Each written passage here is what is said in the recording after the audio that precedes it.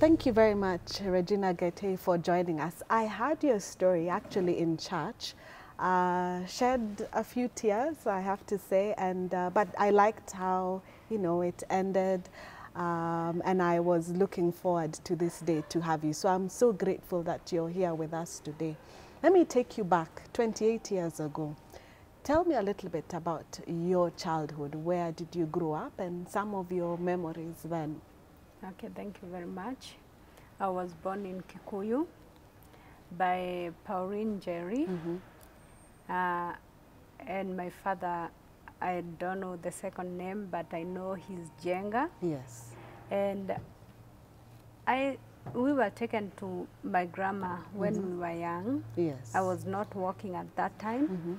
And for my grandma, where he was staying, they had fight between Kikuyu and Maasai. Yes. So my grandma had to move because we are the youngest. Yes. So it's like you cannot fight with children in your house. Yes. So we moved at night to another place and we stayed there. And then after 1 year, my grandma found where my mom went, and we were taken to be with our mother. Yes. And when you say your father's name, you think Njenga.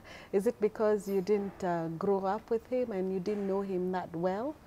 Actually, I never knew I had a father till I finished my schooling. And one of my cousins called and said, I know you people, you have a father, and even now he doesn't have anything to do with us because even I have tried to reach to him, and it's like he doesn't want to talk to us. Wow, so you grew up without your father. Yeah. Yeah. And then my mother, before my mother got sick, I got stolen by a woman. Yes. I was 5 years. I had to go and take care of a child. I don't know whether even that child was 1 year. Yes. I was taking care of that child while the woman is going for a job. So you were kidnapped? Yeah. Yes. Tell us about that. How did that kidnap happen? I was walking like other kids. Yes. And a woman just came and took me. And it was not far to where we were staying. Yeah. It's like 30 minutes to walk. Yes. And I stayed with that kid. That woman will cook food and he will leave me with only ugali. Yeah. And how did she explain it to you? What did she tell you? She never explained this is your new home? Me. She never explained to me. I was just told, you will look after my kid. So I was not even, it's not like a job. I was being paid because I was not paid anything. Yes. So I had to look after that kid. And when that woman will leave ugali, even there is no stew. Yeah. It's ugali. Yeah. And where the woman was staying, behind there was a garden that all these plants, they were growing. Not the plants that you can eat. Yes. And I found there is one plant that if you chew, it was salty. Yeah. So after I give the kid some ugali, I will go and get that plant and I will eat with that ugali. Yes. So my mom came looking after me and found me. Yes. And my mom took me, but we never left that kid without anyone. Yeah. We had to ask somebody to look after the child. Yeah. So was the matter reported to police? No. Yes. No, it wasn't because, you know, that time my mom is like, I don't know whether still was sick. Yes. And my mom after that, direct I was taken to my uncle in Rongai. Yes. And I stayed there. And when my uncle was around, it was a good place. Yes. But when he leaves to go to the job, the woman will leave me outside the door. And when my mom came to visit and found me outside, he asked me, why am I outside? Yes. And I said, they always leave me outside here. And even before that, the woman once was beaten by my uncle because of that behavior. Yes. But, you know, you cannot change a person in her own house. Yes. So my mom opened the window and told me, go inside and get your clothes. So I got my clothes and we went home. We stayed home for a while. My mother got sick. He was not waking up. He was not even going to the loo. Yes. So her mom came to take care of her. Yes, your grandmother. So, yeah, so that we can go to school. Yes. And my grandma took care of my mom for almost an year. Yes. Because I remember when my mom passed away, it was daytime. And I just entered in the house and my mom told me, Wanjiku, come. She was laying on the couch and I sat and she put the head on my lap and told me, God will be always taking care of you. Yes. But I never knew why. Wow. And I just stayed there without answering. And my grandma came inside and realized my mom has already passed on my lap. So my grandma tried to lift her and said, just come out. So I went and called my mom's pastor to come. And that time, because the area you don't have to have a lot of commotion, my grandma called the kids and said, don't try to cry. But we are like, why are we crying? We don't know what is going on. No one has beaten us. So we never knew what is happening. So we stayed. And my mom was not taken to a morgue. He was left in the house for those 7 days. I never went to the burial. They left me in the house. Let me cut you short a bit and we'll get into a break and come back. When we come back, it seems like for Regina it's been one tragedy after another, but it seems like now there is hope with her stepfather. Let's find out if she'll eventually catch a break after the break. Welcome back. I'm so glad that you could join us on this conversation with Regina. So Regina, you've talked about, you know, one tragedy to another. And then finally you have a stepfather. Did things change after that? No. He started saying he's having headache after we buried the mother. And after 3 days, he went to the hospital, Kenyatta Hospital, and he was admitted there. And before the end of the week, we were called and we were told our stepfather has died. And we had to go back to school. We went to school, I and my 2 brothers, and when we went to school that day, coming back home, we met the house. There is nothing. It's all the house. furniture. And so, our 2 sisters, they were nowhere to be found. And no one told us, because I think they waited even for the neighbors to go to the job so that he can carry everything. And so that night you slept on the floor and you didn't know where 2 of your siblings were? Wow. So we decided, I and my big brother, we go and ask, while my young brother is coming, we are going together. We ask my uncle, what happened? My uncle just said, just sleep here, because we got late and we went there at almost at night. He said, just sleep here and your older brother to go back and guard the house. The house has nothing. So he had to go and sleep there. And in the morning, he had to come back. And that is the time that we were taken. I and my small brother, Isaac, we were taken to visit this woman. And we went to this woman. It was not in her home. Yeah. Who took you to go visit her? That uncle, yes. the brother of my stepfather. Went and found this woman. My uncle was talking with this woman, but we could have not understand what they're saying. Yes. This woman said, because my uncle thought I will be the one, the only one who will be going to a children's home. Yes. That woman said, no, I want a boy and a girl. So, and we are there, a boy and a girl. Yes. So both of us, we had to go with this woman and leave my big brother there with this uncle. And this uncle now decided my big brother Martin will be the one who will be working for him. Yes. Going to the garden, washing the utensils, cooking.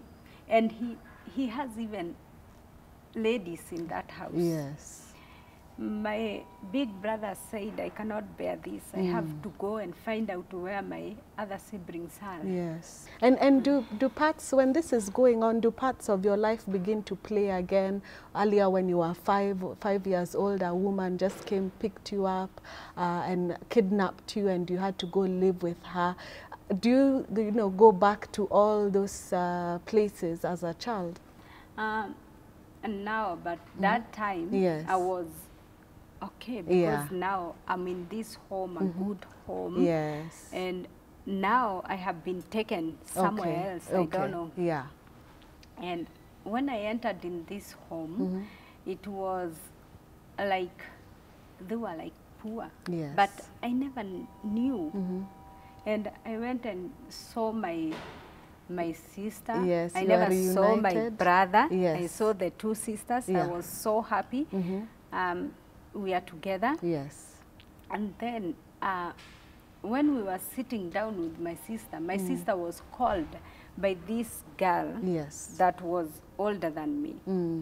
And this girl went, and I think my sister did something like, when you are young, you will have to do something wrong. Yes, yeah.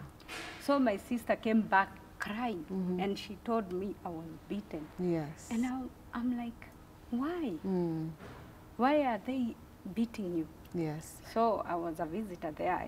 I never had anything I can do. So this reunion wasn't quite much as you expected. I'll ask you more about that. Let's just take a short break, and when we come back, let's find out more details about her reunion with her siblings. Welcome back. So Regina, reunion, you've met your siblings. How did that go, and how was life in the new children's home? I thought when I met them, it will be the same. And because the other woman was listening to us and knowing all our problems, we thought we have gone to the same place. Yes. But this place, it was a nightmare. It was not a good place. And because the first time I have entered in that place, my sister has already been beaten. Yes. And I waited till tomorrow morning, till we went to school. Unfortunately, we were in the same class with the girl that was beating my sister. Yeah. Before the teachers entered, I went and stood where the girl was, and I asked, why did you beat up my sister? And because he thought, because I'm just new, I won't do anything. The girl started looking like she wanted to beat me too. So that is how I started with a fight. That was my first fight. Yes. And from that time, I knew I have to be someone who is defending their own siblings. And it was a hard job to take care of them. And then, because you're still a child. Yeah, I was still a child. Yes, who also needs love, care, attention. Yeah. Yes. I got sick for a while. Yes. Like 1 year.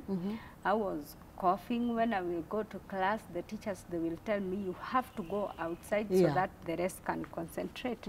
So I can say for that 1 year, I never stayed in class. Yes. I was outside, sleeping on the grass, because I cannot go to the dorms. Yes. And why did it take long for you before you were taken to hospital?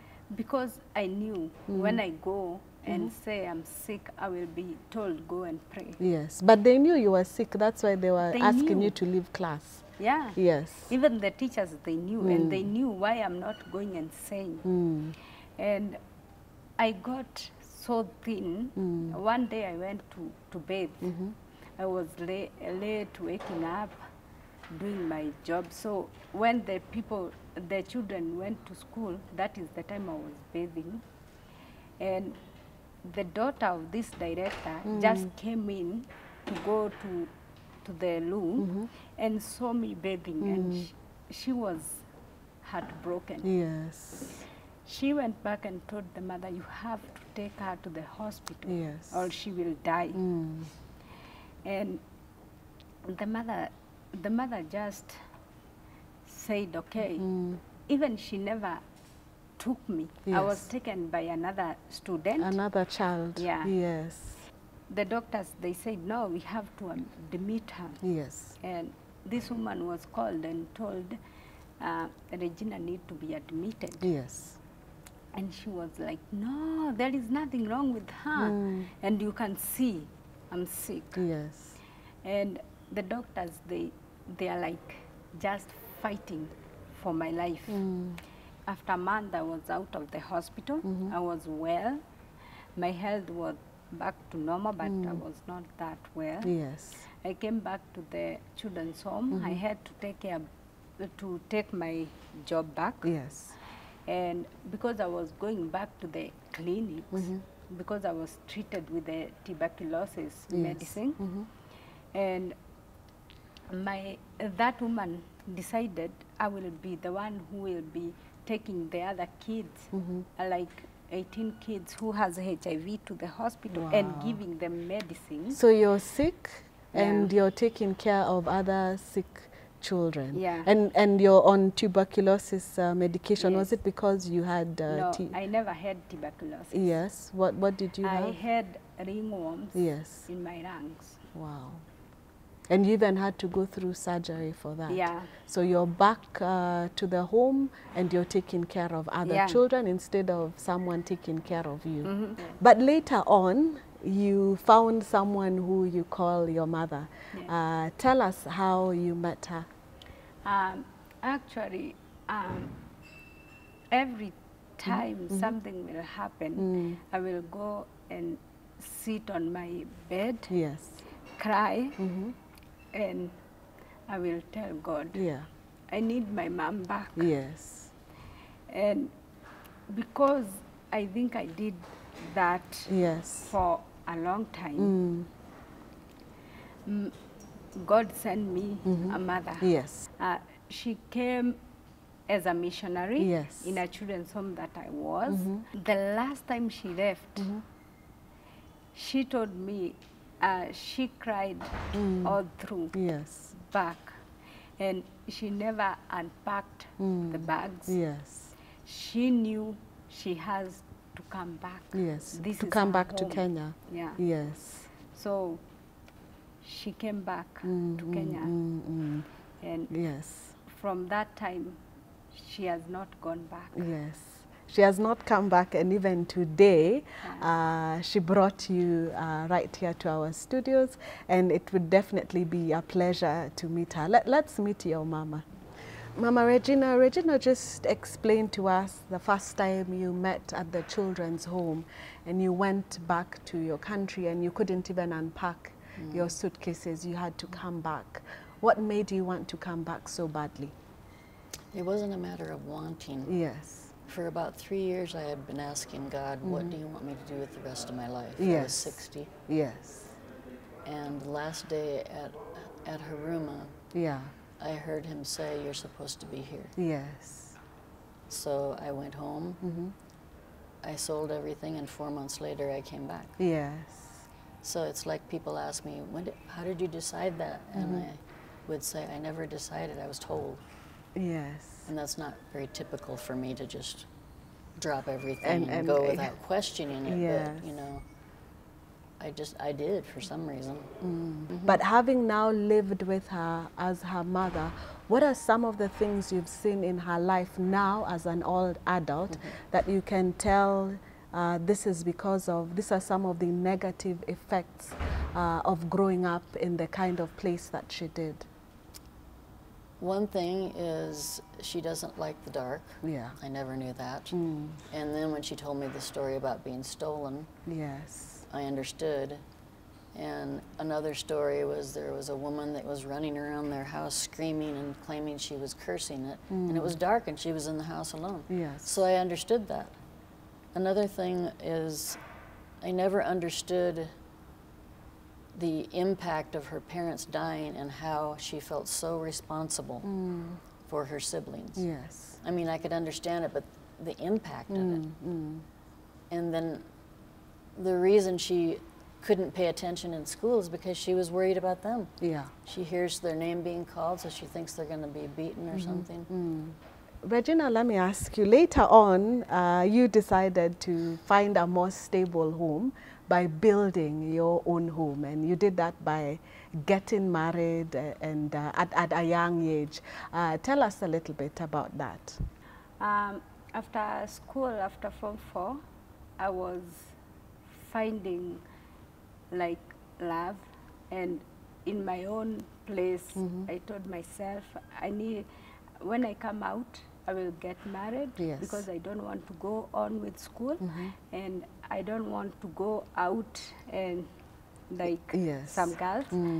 It was another nightmare. Yeah. So you told your mother that you want to marry, and yes, she agreed. I told my big brother, and my big brother, the first time he was like no. Yes. And then I explained, and then he said, okay. Yes. I can see, you know, there's a thread all your life. You've been protecting others, taking care of others.